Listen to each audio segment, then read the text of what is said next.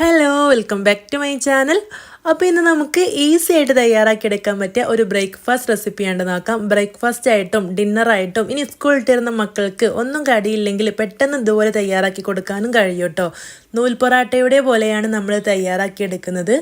അപ്പോൾ നമുക്കിനി നൂൽ പൊറാട്ട ഉണ്ടാക്കാൻ വേണ്ടിയിട്ട് മാവൊന്നും കുഴച്ച് ബുദ്ധിമുട്ടേണ്ട ആവശ്യമില്ല. വളരെ ഈസി ആയിട്ട് 10 മിനിറ്റിൽ തയ്യാറാക്കിയെടുക്കാവുന്നതേ ഉള്ളൂ. അതുപോലെ തന്നെ കഴിക്കാൻ നല്ല ടേസ്റ്റാണ് കേട്ടോ.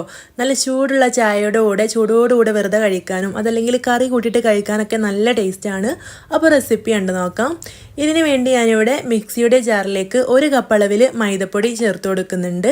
മൈദപ്പൊടിക്ക് പകരം നിങ്ങൾക്കിത് സെയിം ആയിട്ട് ഗോതമ്പ് പൊടി ഉപയോഗിച്ചിട്ടും തയ്യാറാക്കിയെടുക്കാം കേട്ടോ. മൈദയൊന്നും കഴിക്കാത്ത ആൾക്കാർക്കാണെങ്കിൽ ഗോതമ്പ് പൊടി വെച്ചിട്ട് ഉണ്ടാക്കിയെടുത്താൽ മതിയാവും. ഇതിലേക്ക് 1 മുട്ടയും 1/2 കപ്പ് വെള്ളവും ഒഴിച്ചു കൊടുക്കുന്നുണ്ട്. ഇതിലേക്ക് 1 ടീസ്പൂൺ പഞ്ചസാരയാണ് ചേർത്ത് കൊടുക്കുന്നത്. പഞ്ചസാര ഓപ്ഷനിലാണ്. നിങ്ങൾക്ക് പഞ്ചസാര ചേർത്ത് കൊടുക്കാൻ താല്പര്യമില്ലെങ്കിൽ അത് സ്കിപ്പ് ചെയ്യാം. ആവശ്യത്തിനുള്ള ഉപ്പും ചേർത്ത് ഒന്ന് അരച്ചെടുക്കാം. അപ്പോൾ അരച്ചെടുത്തപ്പോൾ ഇത് കുറച്ച് തിക്കായിട്ടാണുള്ളത്. അപ്പോൾ 1/2 കപ്പ് വെള്ളം കൂടെ ഒഴിച്ചു കൊടുത്തിട്ടുണ്ട്. എന്നിട്ട് നന്നായിട്ട് അടിച്ചെടുത്തിട്ടുണ്ട്. ഇത് കണ്ടോ, ഈ ഒരു പരുവത്തിലാണ് നമ്മുടെ മാവ് റെഡിയാക്കി എടുത്തിട്ടുള്ളത്. ഒരുപാട് ലൂസും ആയി പോകരുത്, എന്നാൽ നല്ല തിക്കും ആവരുത് കേട്ടോ. ഇനി ഇതൊരു കവറിലേക്ക് ഒഴിച്ചു കൊടുക്കുന്നുണ്ട് കേട്ടോ ഈ ഒരു മാവ്. അപ്പോൾ നിങ്ങൾക്ക് ഇതിന് പകരമായിട്ട് പൈപ്പിംഗ് ബാഗിലേക്ക് ഒഴിച്ചു കൊടുത്താൽ മതി. അതല്ലെങ്കിൽ ചെറിയ ബോട്ടിലുണ്ടെങ്കിൽ അതിലേക്ക് ഒഴിച്ചു കൊടുത്താലും മതി കേട്ടോ.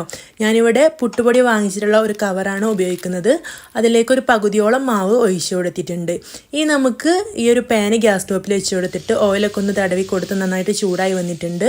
എന്നിട്ട് ഇതുപോലെ ഒന്ന് ചുറ്റിച്ചു കൊടുക്കാം. നൂൽ പൊറാട്ടയുടെ പോലെ കിട്ടാൻ വേണ്ടിയിട്ടാണ് നമ്മൾ ഇങ്ങനെ തിന്നായിട്ട് ചുറ്റിച്ചു കൊടുക്കുന്നത്.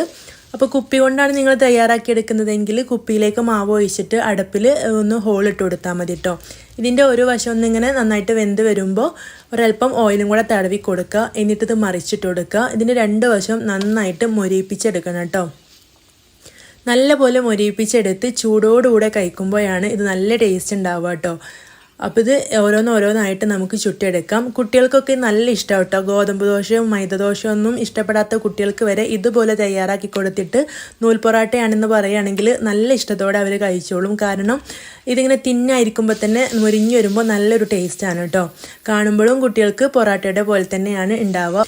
അപ്പോൾ ഇതുപോലെ മുഴുവനായിട്ടും ഇവിടെ ചുട്ടെടുത്തിട്ടുണ്ട്. അപ്പോൾ നിങ്ങൾ എന്തായാലും തയ്യാറാക്കി നോക്കണം. മടിയുള്ള ദിവസങ്ങളിലും തിരക്കുള്ള ദിവസങ്ങളിലൊക്കെ രാവിലെ എളുപ്പത്തിൽ തയ്യാറാക്കിയെടുക്കാൻ പറ്റിയ ഒരു ബ്രേക്ക്ഫാസ്റ്റ് റെസിപ്പിയാണ് കേട്ടോ. അപ്പോൾ വീഡിയോ ഇഷ്ടമായിട്ടുണ്ടെങ്കിൽ ലൈക്ക് ചെയ്യാനും ഷെയർ ചെയ്യാനും നിങ്ങളുടെ അഭിപ്രായം കമൻ്റായിട്ട് അറിയിക്കാനും മറക്കരുത്. അതുപോലെ ഫ്രണ്ട്സിനും റിലേറ്റീവ്സിനൊക്കെ ഷെയർ ചെയ്ത് കൊടുക്കണം കേട്ടോ. അപ്പോൾ കണ്ടോ, ഇത് കാണുമ്പോൾ തന്നെ മനസ്സിലാവുന്നില്ലേ?